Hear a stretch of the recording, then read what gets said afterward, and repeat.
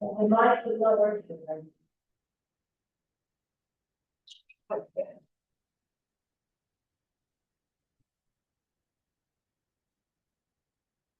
So, is it working now? So, as I mentioned, the composer of this music is of Iranian origin, which tells you something about also the Iranian culture and Iranian people and their contribution to world civilization and all that stuff. Anyway, here the comparison between the TV series and what we are going to discuss in real life happening in the Gulf stops. Now, as you all know, we have entered the 5th week of the war on Iran by both the United States and Israel. Now, I put this cartoon, which was published a couple of years ago, actually, is befitting because this is part of Trump's plan for the globe. Now, a month ago,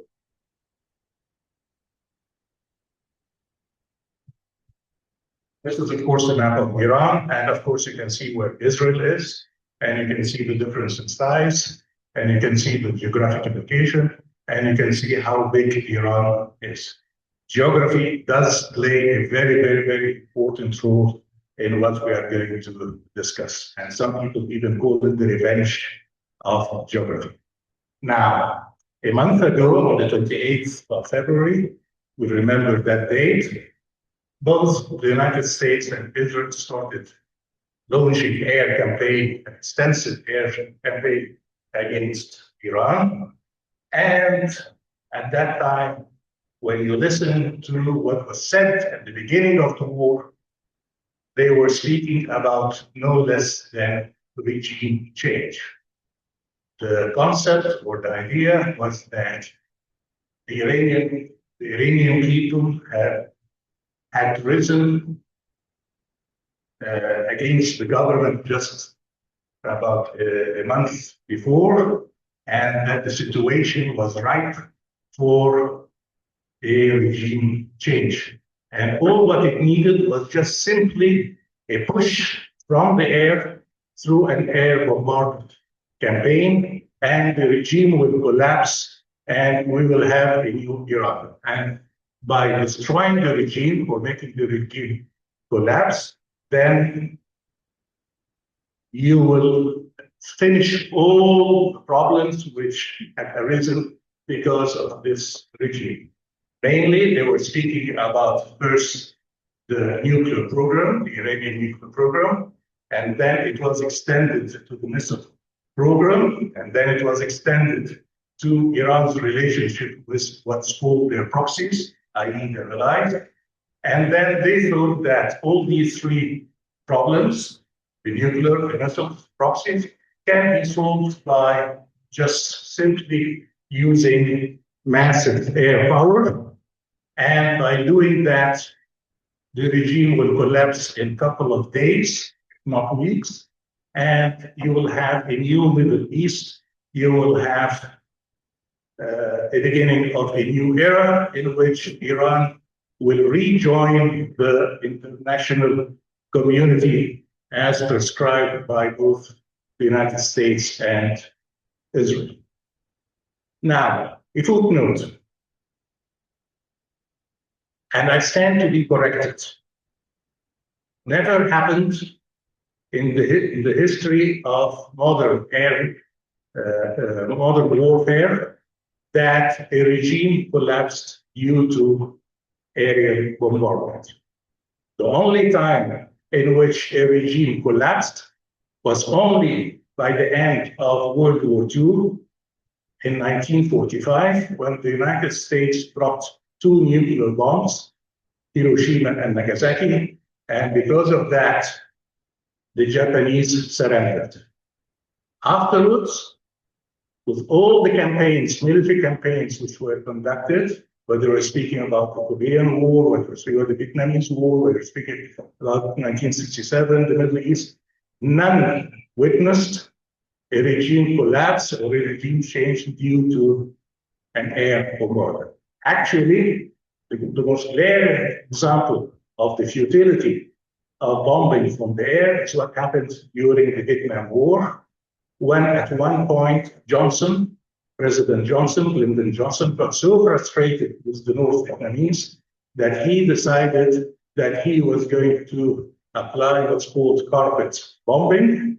And I remember this quite well when he said he's going to return the North Vietnamese to the cave age, or the Stone Age, in other words. The result, by the end of the war, yes, the Vietnamese lost 2 million people, but you all know the result of that war. So yeah, it causes a lot of destruction. We're not disputing that, evermore, but it does not cause a regime change or making your opponent surrender. This being said, let's go back one step. When we speak about the military presence of the United States in the Middle East, as you can see from this map, it is very, very extensive. This is 2023.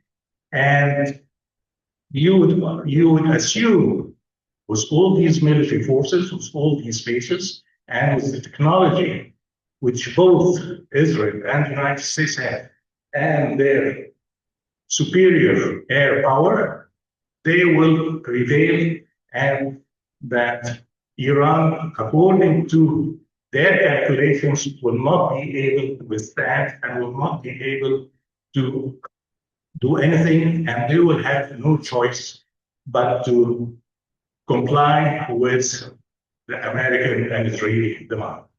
Let me tell you something about the strategy of both Israel and the United States. At the beginning, the strategy of these two states were identical: regime change. Now, 1 month after the campaign has started, you will find some changes. The Israelis, on their part, they're very consistent. They're still speaking about regime change. And for them, it's a matter of survival. It's an existential war. It's a continuation of 7th of October. And at least Netanyahu and his allies in the cabinet, the far right-wing political parties in Israel, will not settle, will not accept less than, at a minimum, a regime change. If that leads to the collapse of the state of Iran, better and better. But the minimum is that they want to change the regime, and thus they entered into a first campaign of decapitation and started killing or targeting the leadership in Iran. The idea is that if you decapitate the leadership, it will lead to a regime change, it will lead to collapse of the regime. And if that's not enough, then Iran, which is composed of many minorities, many people think of Iran as simply all Persians. The Persian population in Iran are between 50 to 60%. 40 to 50% of the population are not Persian, including the Kurds, including the Azeris, including the Arabs, including the Baluchis, including Armenians, including so many other groups. So we are speaking about a country which can easily disintegrate and get traction. And that some people argue that that is the ultimate goal of Israel. Now, when you look at the campaign to decapitate the leadership in Iran, most people concentrate on the killing of the supreme leader, Ali Khamenei, and then only those who are really knowledgeable about the politics of Iran, the internal dynamics of Iran, would look at that guy, because he was the power behind this rule, Ali al-Rijani. Now, Ali al-Rijani, although he is part of the leadership in Iran, because he was assassinated about 10 days ago, 2 weeks ago. But when you speak about making a deal with Iran, this is the guy who was supposed to be addressed. This is the guy who was supposed to be conducting and orchestrating the leadership, the population, the state behind whatever deal was supposed to happen with the United States.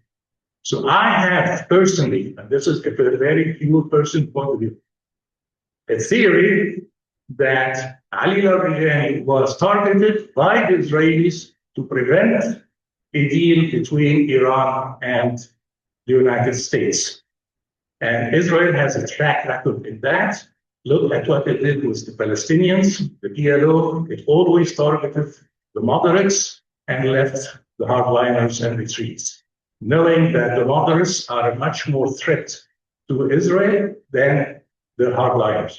So by decapitating Ali al-Rijani, who was regarded as a pragmatist, who was regarded as somebody who could manage to have a deal with the United States, then now you are in a situation in which nobody is able, or nobody is going to be able to really conduct a deal with the United States. There's a lot of attention given to the Speaker of Parliament, but he is not as powerful and as well entrenched in the system as Ali al-Rijani.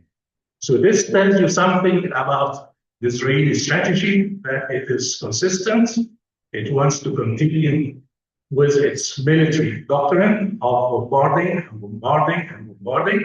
It has done that in Gaza, it has done that in South Lebanon, it is doing that in Iran, and according to that calculus of bombardment, according to the Israelis, they just need another 3 weeks, and they think they will be able to finish the job after 3 weeks. Now, this is about Israeli strategy. Now, of course, we know that this is the new leader of Iran. He is the son of the late leader, his father, supreme leader, his mother, his wife, his children were all killed in the same raid. And so far, he has not appeared in public. And according to Israeli media, actually he is disfigured. He is badly injured. That's why they will not allow him to appear in public, at least for the time being. Anyway, he is a hardliner. He is allied with the Revolution Guards. The Islamic Revolution Guards are considered the main power in Iran today. And some people would argue that he is only a figurehead, that the real power now is resting with the generals in the Revolution Guard. We do not know. It's all speculation. What we see is that this guy has been elected. He's not yet an Ayatollah, which gives you an idea about the way of thinking of the Revolution Guards. They needed somebody whom they trusted, somebody they regarded as he is one of them, not a religious figure, not somebody with religious credentials. They don't care about the religious credentials. They care about who is going to be amenable to them, who is going to be their voice, and who is going to be the face of the new Iran. So Mustafi is the new leader, but we do not know for sure how much power really is, how much power he has or influence he has. We will see in the next few weeks. Now, I want to move to two of the most important players. Go back to the guy on the left. I think you all know him. You know him. President Trump. There's silence here. I thought for a minute some of you didn't know. Anyway, so President Trump, now I spoke about the Israeli strategy, Israeli plan, and how it's consistent and how it's going on, even if it takes another 3 weeks, and some people argue maybe even more than that. We go back to President Trump. I do not want to speak too much about him because he is a very controversial figure, to say the least, and also because explaining the phenomena of Trump in American politics, I think, needs another session, another lecture. Anyway, the fact of the matter is that he is president of the United States, and regardless of what's being said about him, the guy is not moving or behaving in a haphazard way. He has a strategy. Now, it might be part of this strategy is to confuse what he considers his adversaries, but at the same time, he's confusing his allies. He keeps on changing his position, statements, but I think the ultimate goal in his head, in his mind, in his vision is very, very clear. Now, let me explain that. Forget for a minute the Middle East. Forget for a minute the Gulf. Trump always looks at three things: his popularity, the ratings, the stock market, and the price of oil. Now, his popularity, of course, any president in the United States, whether Trump or anybody else, always follows the polls, always see what is his popularity and how it increases or decreases. At the moment, Trump's popularity is not that great. Actually, it's the lowest any American president had, according to certain polls. But for Trump, he dismisses that, and he thinks this is temporary. And when he is proven right about what's happening in the Gulf and generally speaking in his economic and international politics, then his popularity will rebound, as he rebounded after being defeated in the 2000 election, although he does not acknowledge that. But his re-election in 2022 gave him self-confidence that he has a political sense, that he knows where the direction should be, and that he will carry the day at the end. This is number one. Number two is the stock market. And if you remember, when he was elected about a year ago when he assumed office, the stock market rose very, very high. And even in comparison to its situation before his election, still the stock market is high. But there were several incidents in which the stock market will decline.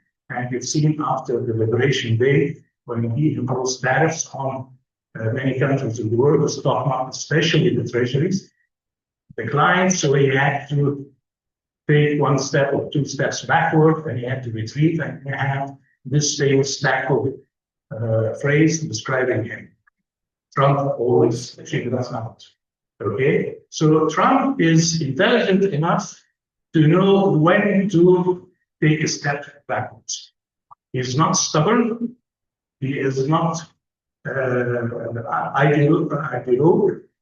He knows that if things need to change, if he has to make a U-turn or at least try to amend his position, he does it. And he knows how to sell it, at least to his base. And when you look at the stock market today, when you look at it is definitely declining. But we haven't reached yet the point of danger. The stock market will crash. Now, I've been told by some friends of mine who understand more in the stock market is that a crash happens when it goes below 20%. When it rises 20%, then this is a crash.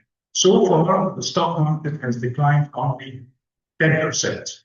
So we are in the middle of the road to a crash if we are going to crash.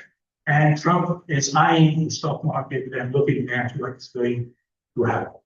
Now, the third thing which Trump looks at, and this is very interesting, Trump has a very interesting agenda when it comes to oil.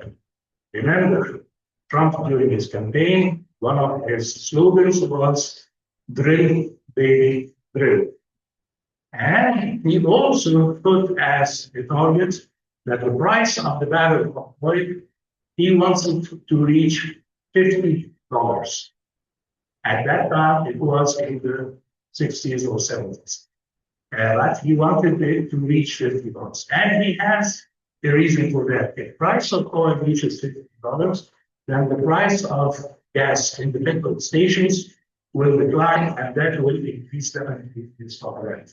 So for him, his popularity is tied with how well the stock market is doing, and to what extent is the price of the oil down. When a driver goes to a petrol station and fills his car, especially the Americans compared to many other countries and peoples in the world, they travel a lot by car with their car. So he's very, very sensitive to the price of oil. Now, as we can see, the price of oil today is more than $100. Sometimes it reaches 110, at one point it reached 119. And also at certain moments, the stock market seems to be going down. So Trump will start floating the idea that the war is going to end soon. So the market calms down. The war is almost finished. The market calms down. Now, there is a saying, which is that you can fool most of the people, some people sometimes, you can fool most of the people most of the time, but you cannot fool all the people all the time. What's happening now is that stock market, and especially, that's interesting, the oil traders in the world started to notice that Trump will make threats against Iran in the weekends when the market is not working or the market is closing. And that during the week, he will make these easing gestures in order to calm. And the latest I heard or I read is that the market is beginning not to believe what Trump is saying, when he talks about winding down conflict, when he talks about a conflict is nearing, it will finish very slowly. Actually, the S&P has been down about 800 points. The price of oil hasn't budged a lot since a week. It's almost stabilizing around $100 plus or minus.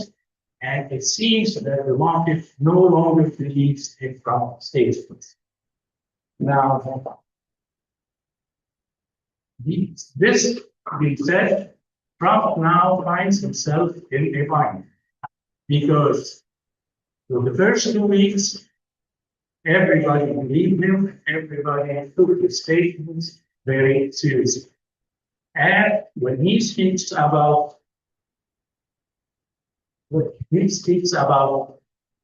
winding down, at the same time threatening to use more force against Iran, threatening to send Marines and forces at your sea the map which I showed you, to increase the number of American troops in the area, then nobody is now believing that the statements coming out of the White House, statements coming out of Trump are to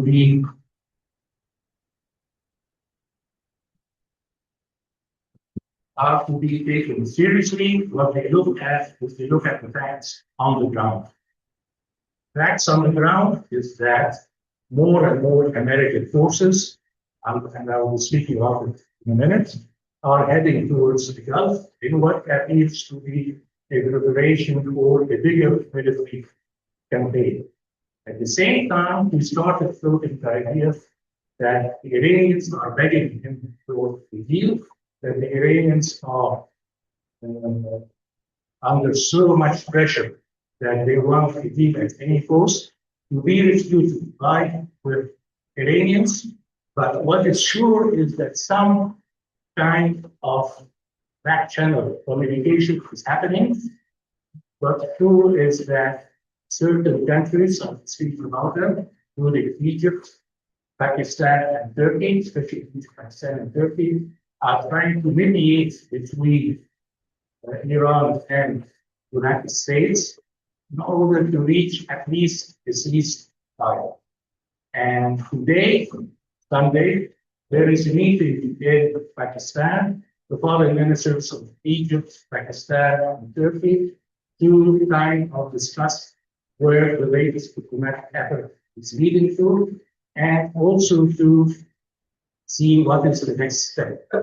Now, you can say that Trump is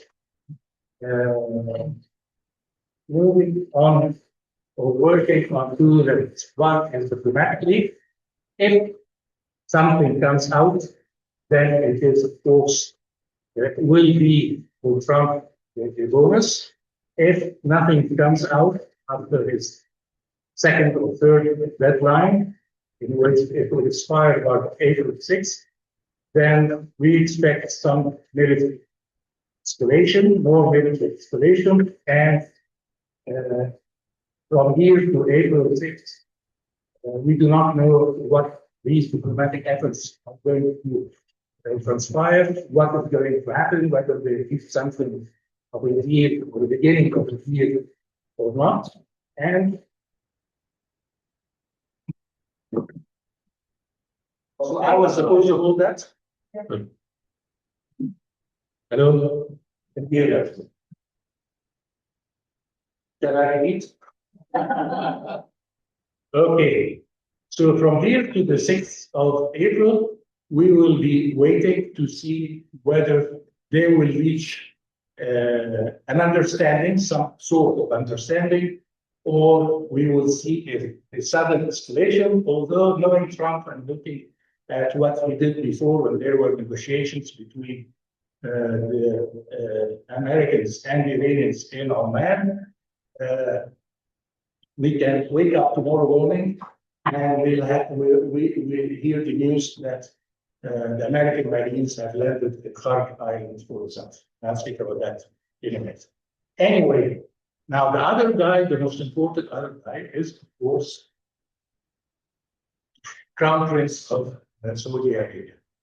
Now, this is the big prize for Israel, for the United States, for Iran, for many countries in the world. I'm not going to speak about Saudi Arabia and its role in the oil production, but even yesterday, or the day before yesterday, Trump came out to speak about how, or complaining about how the Saudis, how Prince Mohammed is not coming forward on the question of normalization with Israel. Now, I mean, of all the time, of all the moments, of all what's happening, definitely this is not the right time. But to speak about that subject. But for Trump, this is a kind of obsession for the American administrations, Republican or Democrat. It's kind of an obsession that the Saudis should normalize relations with Israel. So it should join the Abraham Accords, and that this by itself will give Israel enough security, and the scenario goes on to this will create new Middle East, prosperous, etc., etc., etc. Now, the Saudis have tried to balance their act. If you remember, a couple of years ago, they normalized their relationship with Iran. There was a Chinese mediation between Saudi Arabia and Iran, which took the Americans by surprise. And the Saudis were hoping, like the rest of the Gulf countries, to have a stable region, a stable Gulf, because their vision is that the oil one day is going to end and they need to diversify their economy. So what they are doing is now they are encouraging trade, they are encouraging tourism, building data centers, so many things we can speak about them later. And for them and for the rest of the Gulf, being able to diversify their economies to prepare for the post-oil era, then they need stability, they need peace. And what is happening now is contrary to their wishes, contrary to their plans. There has been some reports, especially from the Wall Street Journal, that the Saudis are encouraging the Americans to continue this war. Actually, there was a report at the beginning, can't remember the exact date, but I remember reading it, that how the Saudis in particular were discouraging the Americans from launching any military action against Iran, especially after last year, the 12-day war, the second June war, in which the Israelis and Americans bombarded the 3 Iranian nuclear sites, Natanz, Fordow, and Asfahan. Now, the first reporting coming out of Riyadh was that was a couple of months ago, that the Saudis were not enthusiastic at all about having an American campaign because that would destabilize Gulf and will run contrary to their plans. Then there were, after that, let's say about 1 month or a couple of weeks before the 28th of February, then you had new reporting about the Saudis telling the Americans or telling the administration, if you are determined to conduct a military operation, then do it to the end. Do not come in the middle of this operation and back off. In other words, if you are going to do the job, you do it to the finish. You have to complete the job. Because the idea is that if you leave in the middle of the job, then Iran, according to this report, quoting the Saudis, Iran will become even more fierce, more aggressive, more antagonistic, and that will lead to more destabilization in the area. So once you start, if you start, you are adamant about starting it. Once you start, you have to finish the job. Now, if that is true, I don't know whether it's true or not, but let's say if that is true for argument's sake, then you can feel or you can know or you can sense how the Saudis would feel today with all the reports about Trump is seeking an exit from the current war. Trump is seeking a deal with the Iranian, no longer speaking about regime change, no longer speaking about the collapse of the Iranian regime, and only speaking about finding a deal. So for Saudis, they might, I'm sure, will be very nervous, and they will feel like they'll be left hanging in the air.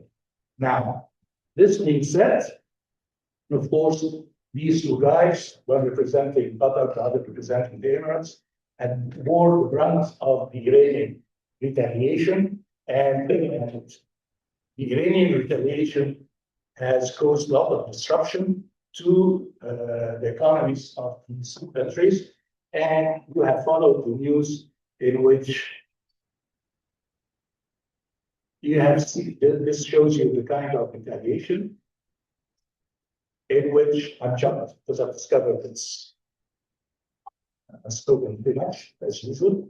You have followed the news, and now the focus is on this piece of geography in which we are speaking about the Strait, especially the Strait of Hormuz. The Iranians, according to the latest estimates, confirmed estimates by the United States officials, I don't know whether it's CIA officials or who else. Anyway, this was just published yesterday that the Iranians have lost not only, but the confirmed loss in terms of missiles, what the Iranians have is a third. So according to that estimate, Iran still enjoys 2/3 of its estimates, or suspected of having still 2/3, or at least half of their stockpile of missiles.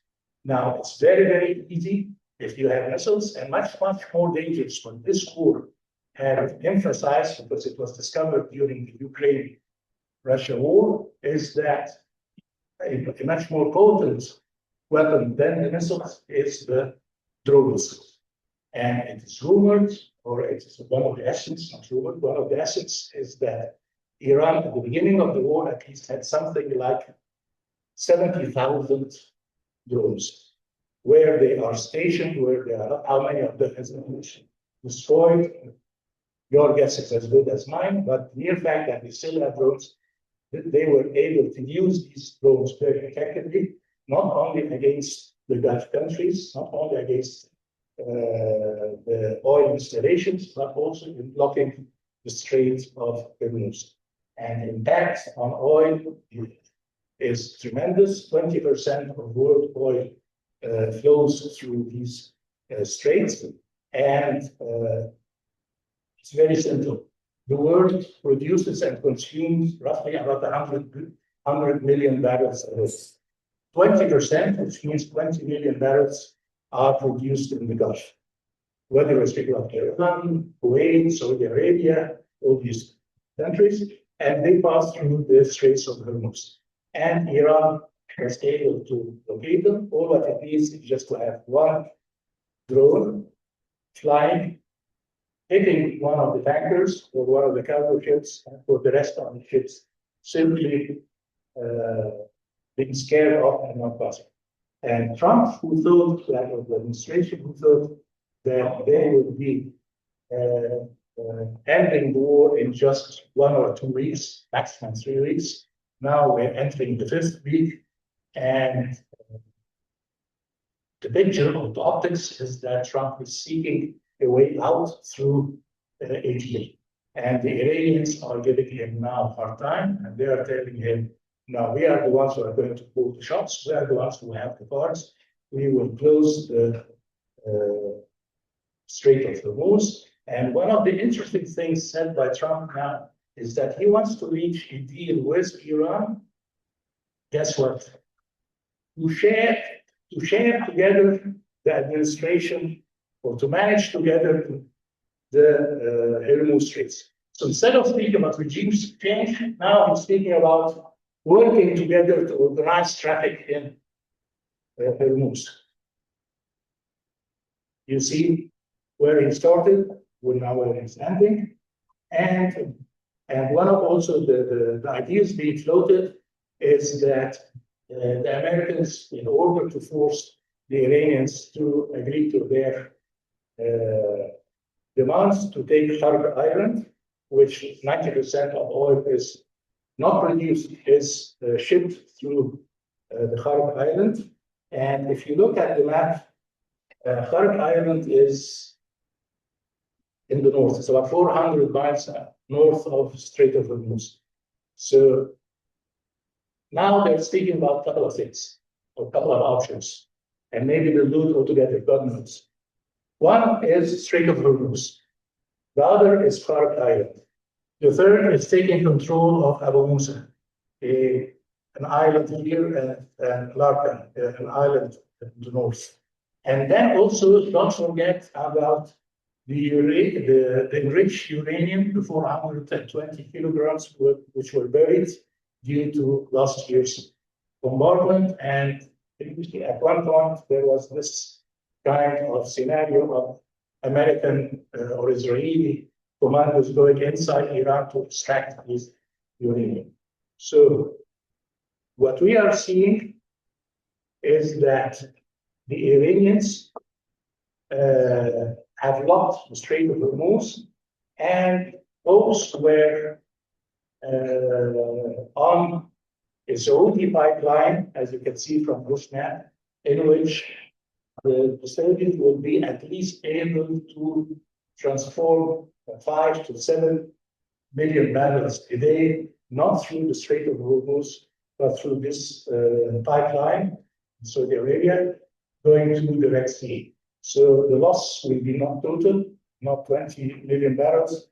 So let's say 10 million barrels will be blocked. The other 10 million or other 7 million will be at least transferred to the Red Sea until what happened yesterday. The Houthis joined the Pakistan. And the Houthis are now targeting Israel and and they can easily do what they did before and what they are capable of doing, which is closing the enemy. I will stop here, although I wanted to speak about Lebanon, but as you can see, I speak too much. So leave Lebanon to another session. So let's stop there.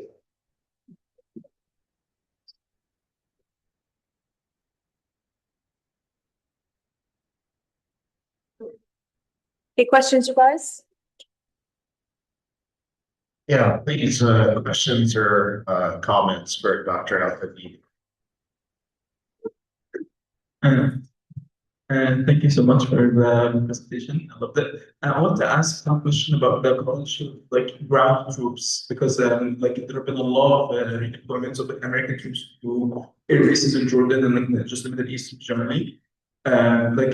And I think the talk last week was mainly that Trump is seeking an out, but since they've been putting more and more American troops in the Middle East, especially commanding, how likely do you think it is that one American feet on the ground are in Iran? And if they do, where would they be? Try to do some uranium extraction operation or seize an island, or how do you think it will develop? Okay, I'm glad you, because there's a lot of debates. Actually, I want to look at this map. Now, according to one of the theories or one of the scenarios, is that Americans might occupy Hard Island, which is in the north, and then that will prove to be not enough because the Iranians are on the eastern coast. This coast is about 1,000 from the tip of the Strait of Hormuz to the borders of Kuwait. It's about 1,000 kilometers. And any Iranian forces in the hinterland, let's say 10, 20 miles inside Iran, can simply fly a drone and hit any of the ships. Remember that at the beginning of the war, 2 ships were hit near Kuwait. So we are not just speaking about ensuring the safety of the ships in the Hormuz, but all over the Gulf. Now, what happens if you have the Americans occupying and then still the Iranians are firing using whether drones or missiles against ships? One scenario being suggested is that then the Americans have to occupy the whole coast, and that will take at least 100,000 troops. Then that reminds you of something: escalation, read, and study Vietnam. So if that happens, God forbid, I'm not saying it's going to happen, but if that happens, then we are in a phase of military escalation, and then we're not speaking about just 2 or 3 weeks, we're speaking about more than that. If really the Americans start deploying troops on the coastline, then maybe I'll be giving the same lecture next year. Another question. Thank you, Dr. Alaa. I know it sounds negative about possibility at the end of the conflict. Does a ceasefire hold, like you discussed a ceasefire, will it hold, will it achieve anything, or do we see a ceasefire having temporary and then it just kicks off again? It depends on a couple of things. First of all, on the nature of the regime in Iran. We still do not know exactly how this new regime is behaving, whether it will hold. Sometimes you have cracks appearing, but then that is the hope of the Israelis. These cracks will start growing, and then maybe in 1 year, the regime will collapse. This is one scenario. This is what the Israelis are pushing for, to at least justify their campaign and why they're going on with it. But if the Iranians agree to a ceasefire with the Americans and Israelis, I would imagine they would be asking for a lot of guarantees and real guarantees. So it will depend on the guarantees. We've seen the ceasefire in Gaza. This is not a good example to be followed. The Iranians have already lost their trust in not only the Americans and Israelis, but also in international mediation with their bitter experience.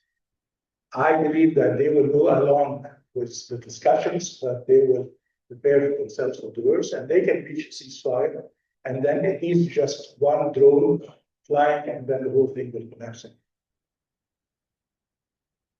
Yes. Thank you, Professor. I have two related questions. You've spoken a lot about how Trump has been willing to take U-turns when necessary, but can we expect Trump in the future to potentially turn his back on Israel in terms of walking away from the objective of regime change in Iran? And the related question would be, to what extent can we expect Israel to continue weaponizing the threat of the use of nuclear weapons in pressurizing Trump, or in potentially employing limited nuclear attack on Iran? The two questions will be answered by local politics, in the sense that when you look at the United States, they had the midterms in November, and the war is not popular. And my guess is that Trump, being Trump, is that he will try all possible ways to get out of the end of the war before the midterms. So he will declare some kind of victory, even if he does not reach a ceasefire, if he does not reach agreement with the Iranians, definitely at least 1 or 2 months before midterms. So with yesterday and the day before yesterday, there was the CPAC for the meeting, which is the conservative, mostly Republican activists meeting in Texas. And there was a clear division between, especially the younger generation when it comes to the war. So Trump is not stupid. Trump follows that. He thinks these developments very, very closely. And surely he would like to end this war sooner than later. It's a matter of how he will sell it. It's a matter of how he will have the optics of it. That's the important thing.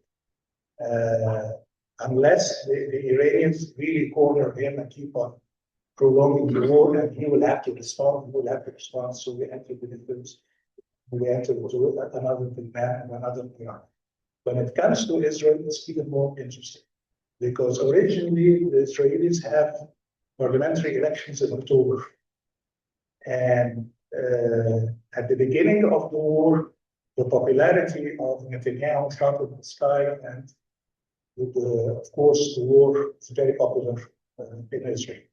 And according to some reports, that the pundits in the Likud party surrounding Netanyahu thought of, or started thinking of, bringing the elections closer, even having an election, let's say, instead of waiting until October, doing it in 1 month or 2 months' time, even if the war is going on, just to capitalize on the popularity of Netanyahu.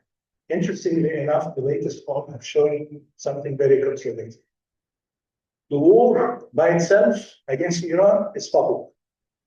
But Netanyahu, as a person, is not that powerful. Actually, the figures came down. So now they're thinking, no, maybe we should stick to October and have the parliamentary elections in October in order to give Netanyahu a chance to improve his personal ratings. So it all will depend, bearing in mind that we can have military developments, military events which will change the whole equation, like what's happened yesterday with the AUC joining the war. I didn't speak about Lebanon. This is another game.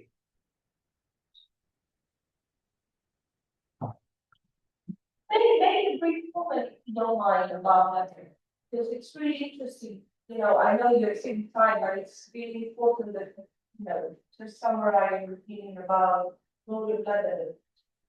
Extremely important, you cannot be keeping out. Okay, let's see if because it's one of my. Yeah, I want to guarantee the A grade in the class, so I have to ask a question. So my question is, where is the Security Council, the ICJ, the international system? What's the role in the next and the upcoming weeks, days, months? Do they have the real role now, or it's another case that the Security Council will give the paralysis instead of? So I'm surprised you still have faith. I don't have faith. Definitely, it is on the diplomatic front a war to be waged by the Iranians and their supporters. Of course, the United States and China, Russia and China will make whatever political gains they can to score against the United States, but the effect on the ground. Now, Lebanon, I was going to, if you remember these three guys, the one on the right, on the left, depends on where you say it, the father, the student leader, Hassan Nasrallah, and Qasem Soleimani. These were the three guys who really orchestrated Iranian foreign policy, or executed Iranian foreign policy in the region. And of course, they were all three targeted, all three killed.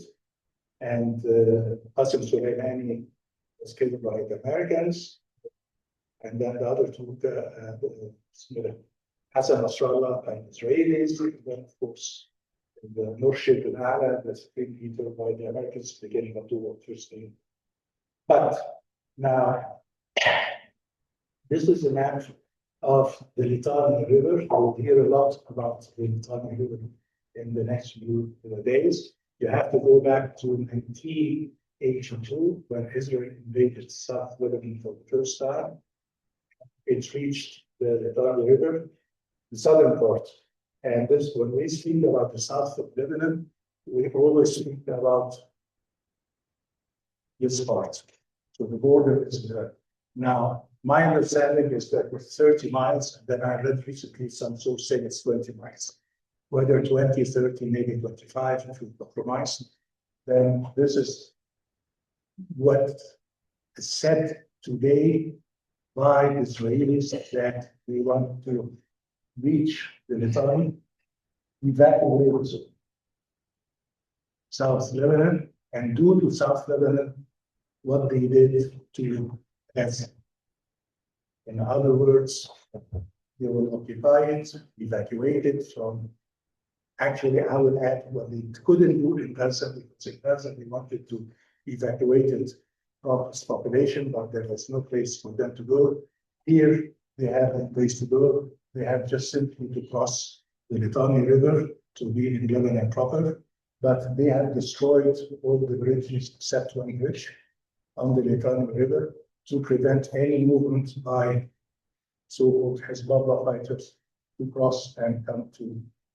Now, if you read about the 1982 invasion of Lebanon until their evacuation Israelis in 2000, then it's replayed again as if the lessons of 1982 to 2000 has not been learned. But always when you speak to guys who are doing something that has been done before with catastrophic results, they always argue that no, we've learned our lesson. We are better than you and avoid the mistakes done by our predecessors. Okay, so this is in a nutshell Lebanon, and this is of course the south, and this is the blue line, which is the borders demarked by the United Nations, and this is forgot about that.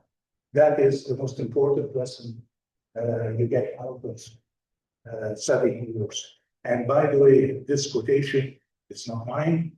It's paraphrasing my attempt to paraphrase what Kissinger said during the Vietnam War. That if you are the superpower or the dominant power or the military force, you are not winning, then you are losing. It's a simple equation. And for the Vietnamese, who were the underdogs at that time compared to the Americans, if they are not losing, then they are winning. And I think the same applies to Iran, the same applies to Lebanon, the same applies to the Houthis, unless the situation changes. One reason or the other. One more last one. I want to ask about the role of the Gulf, because there's been a lot of different different claims. The role of the Gulf when it comes to the war. The role of the Gulf. Yeah, because there is a lot from official spokespeople from all the Gulf states have been like, oh, we're against this war. We don't want to start. We don't want it to continue. But if you hear from the American Israeli media, especially Saudi, it's been said that Saudi has been pushing for the war actively to start and then to continue until the end of the regime. So it feels like we're getting two different types of narratives, one from the Gulf themselves and one from the American media projecting what the Gulf wants onto Washington. So I'm not sure which narrative is more authentic to what they believe that actually strategic interests, and which one is kind of meant to these American media interests. I don't claim to know which one is more authentic. I'm not claiming that privilege. But what I can tell you, and I implied it's through the lecture of the is that Appalachian carriage. I told you I was taking the photo not to.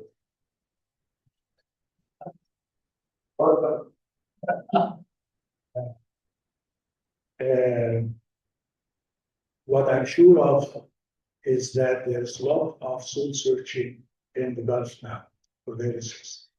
One of the things which was covered by the mass media was a famous Emirati billionaire called Hatur, something Hatur, his name, saying it bluntly to the Americans, we brought you here to protect us, not to be the reasons for us being attacked. I mean, it defeated the purpose. We brought you here, and your presence has defeated the purpose. Because you're here in order to defend us. But what happened is that because of your mere presence, now we're being attacked. At the same time, according to some reports, what happened to the LNG industry or complex in Qatar is really very frightening. The first report I read is that 17% of the facility in Qatar, I forgot the name of the facility, has been destroyed. But it seems that the damage is much more than that. And it will take between 2 to 3 years to fix it. And if I'm not mistaken, and here I'm asking everybody who has information, I didn't quite get it, whether the whole production has been stopped of the LNG coming from Qatar, which Qatar alone is producing 20% the world LNG, whether the whole production has stopped or just, let's say, part of it, and whether the whole production will take at least 2 or 3 years to get back to its pre-war levels. So my point is that Actually, as I tried, these two guys bore the brunt of the attacks, and the Iranians targeted especially 50% of the missiles, and those which were fired by Iran against the Gulf, 50% of them went to UAE. And they even targeted to my surprise the data centers. They did it on purpose. The message was clear. You think you have the upper hand militarily, we have the upper hand economically, we can damage you in a way you do not expect, and we will ruin all your plans for diversification. So they hit the data centers, they hit some dissemination plants, they hit some, today they are threatening to hit universities. Yeah, American universities in the because Israelis or the Americans hit universities of the nation. So what the Gulf countries are discovering is that they are extremely vulnerable to Iranian attacks. And we have another issue which I didn't speak about, is the number of interceptors, the number of size and all that, and all the equations and all the numbers international. So the Gulf countries are really hostile. The $1 million question is whether the Gulf countries will increase their military dependence on the United States, or will simply look for decreasing it, stop off Iranian wrath, and start looking at other options, including what's called the other powers in the area, whether it's Pakistan, Turkey, and of course, Egypt. Dr. Thank you so much for helping us. Thank you all for coming. Really appreciate you coming out for this final event of the semester for the Center for American Studies and Research. See you around campus.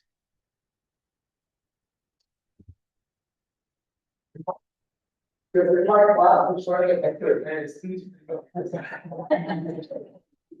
you were supposed to start on English like that. Hi, yeah, great. That's what I wanted. So you were starting. Oh, yeah.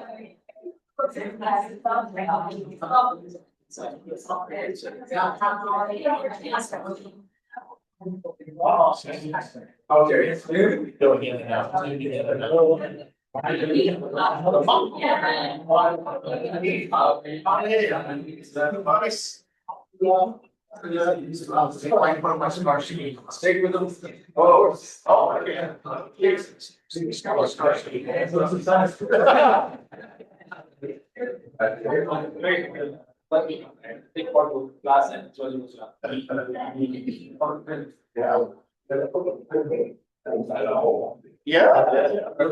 It's not